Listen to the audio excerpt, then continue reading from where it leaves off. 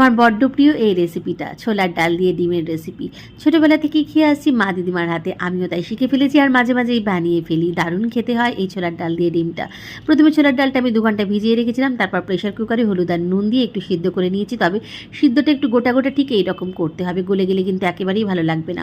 অপরদিকে ডিমগুলো সিদ্ধ করে নিয়েও লম্বা করে এরকমভাবে কাট করে নিয়ে হলুদ নুনেতে একটু ভেজে তুলে রাখছি। তারপর ওই তেলেই দিয়ে দিচ্ছি পেঁয়াজ আদা রসুনের পেস্ট, যেমন ডিমের ঝোল করতে গেলে আমরা দিই সেই মশলাই। আর তারপরে দিচ্ছি আসল একটা মশলা। এই মশলার জন্য শুকনো খোলায় মশলাটা ভেজে নিচ্ছি। গোটা সাদা জিরে, গোটা গোলমরিচ, দারচিনি, এলাচ, লবঙ্গ সব কিছু ভেজে নিয়ে আমি হামানদিস্তে একটু গুঁড়ো করে নিয়েছি। অপরদিকে পেঁয়াজ আদা রসুনের সাথে একটুখানি গুঁড়ো মশলাও আমি ব্যবহার করেছি। হলুদ গুঁড়ো, লঙ্কা গুঁড়ো, ধনে গুঁড়ো, জিরে গুঁড়ো, নর্মাল বেসিক মশলা, আর তার সাথে নুন আর মিষ্টিটা দিয়ে ভালো করে কষিয়ে নিয়েছি। তারপর দিয়ে দিয়েছি আমি ভেজে রাখা ডিমগুলো। আর ডিমগুলো মশলার সাথে একটু নেড়ে নিয়ে তারপর সিদ্ধ করা ছোলার ডালটা দিয়ে ওপর থেকে হামানদিস্তে গুঁড়ো করা মশলাটা দিয়ে ছড়িয়ে দিলেই রেডি।